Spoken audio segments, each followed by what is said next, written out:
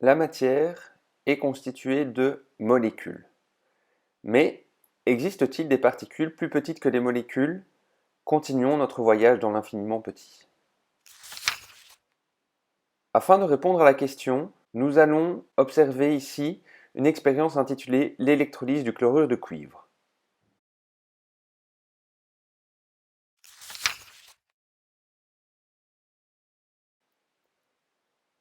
Nous allons tout d'abord voir le matériel ainsi que les substances qui vont être utilisées lors de cette expérience. Tout d'abord, nous allons avoir besoin de 2 fils électriques, de 2 pinces croco, de 2 électrodes composées de carbone, d'environ 150 ml d'une solution bleue de chlorure de cuivre, et également un transformateur de courant électrique qui va permettre de diminuer la tension du courant domestique.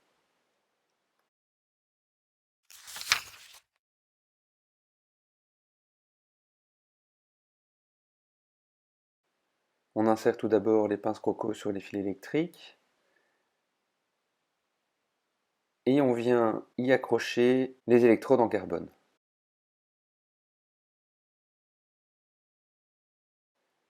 On relie maintenant les fils électriques au transformateur de courant qui est en hors-champ sur cette vidéo.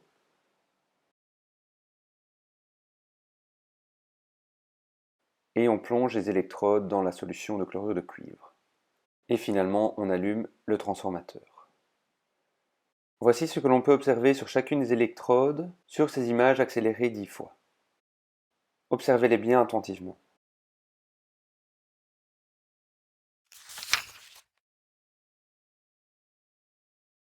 On va faire ici un arrêt sur image afin de mettre en évidence les observations de cette expérience. À ce stade, mettez la vidéo en pause quelques instants afin de rédiger par vous-même les observations. On observe donc la formation de bulles sur la borne positive et la formation d'un résidu solide rougeâtre voire brunâtre sur la borne négative. Comment peut-on interpréter et donc expliquer ces observations? S'il y a la formation de bulles sur la borne positive, c'est qu'il y a la formation d'un gaz. Si l'on pouvait sentir ce gaz à travers la vidéo, on aurait l'impression d'être à la piscine.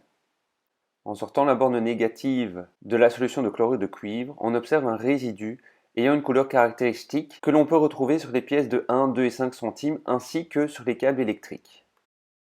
L'odeur caractéristique de la piscine provenant de la borne positive est due au fait que du chlore gazeux est créé sur cette borne, alors que la couleur caractéristique sur la borne négative nous indique que du cuivre s'y est déposé.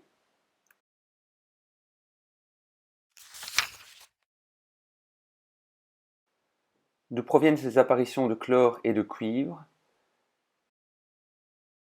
Elles sont dues au chlorure de cuivre qui, grâce à l'électricité, s'est scindé en chlore sur l'une des bornes et en cuivre sur l'autre.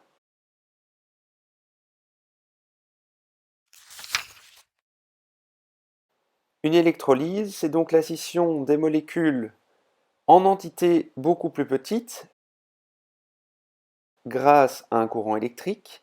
Ces entités plus petites sont ce que l'on appelle les atomes.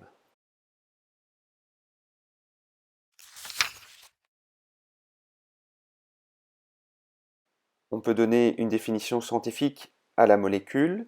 Celle-ci est la structure de base de la matière et elle est un ensemble d'atomes qui sont liés les uns aux autres. L'atome étant alors le constituant d'une molécule.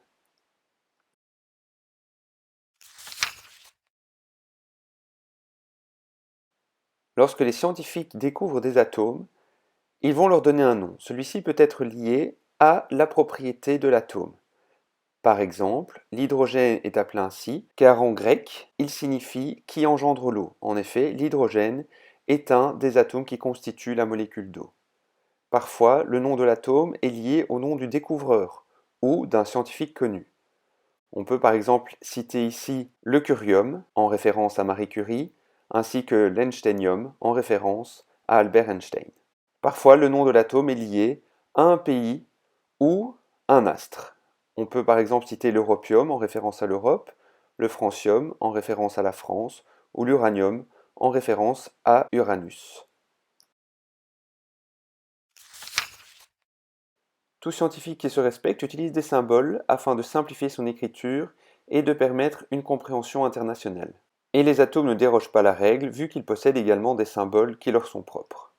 Ainsi, déjà au Moyen Âge, les alchimistes utilisaient des symboles afin de représenter les atomes qu'ils découvraient.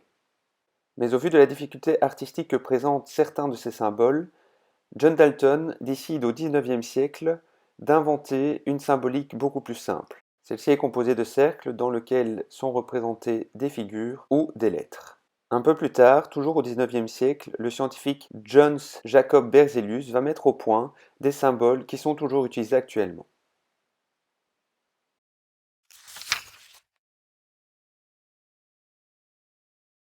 Ces symboles suivent des règles particulières d'écriture que nous allons mettre ici en évidence grâce à des exemples concrets. Basons-nous sur les symboles du fluor, du carbone, du calcium, du cuivre, du chlore, du chrome, de l'azote et enfin du sodium. Pour nos deux premiers exemples, on voit que l'on utilise l'initiale du nom en majuscule. Pour certains atomes, comme ici le calcium et le cuivre, on voit qu'utiliser l'initiale du nom en majuscule ne suffit pas. On va alors faire suivre l'initiale du nom en majuscule par la deuxième lettre du nom en minuscule cette fois-ci. Si la seconde lettre du nom ne suffit toujours pas, on utilise à la place une autre lettre du nom, toujours en minuscule. Pour certains atomes, comme l'azote et le sodium, on pourrait croire que le symbole et le nom n'ont aucun rapport. En fait, le symbole provient du nom latin originel de l'atome, comme l'azote, appelé nitrogénum, et le sodium, natrium. Merci Berzelius. Grâce à toi, on peut écrire le nom des atomes beaucoup plus rapidement. Et ça, c'est génial.